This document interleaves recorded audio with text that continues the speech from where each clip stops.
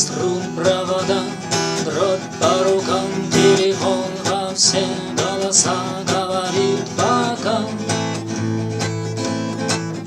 Пора. И пальто на гвозде, шарф в рукаве и перчатки в карманах шепчут: подожди до утра, до утра.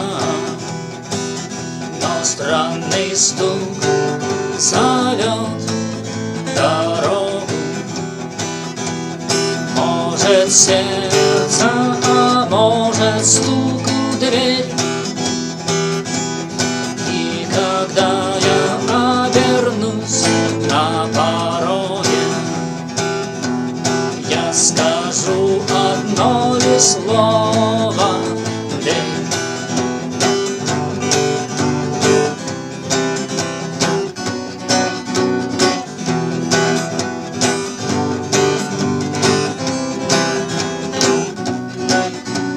Опять на вокзал, и опять к поездам, и опять проводник выдаст белье и чай.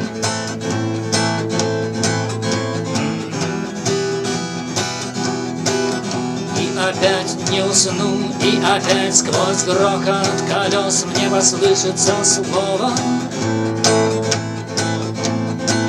прощай. Но странный стук зовет дорогу. Может, сердце, а может, стук в дверь. И когда я обернусь на пороге, я скажу одно лишь слово: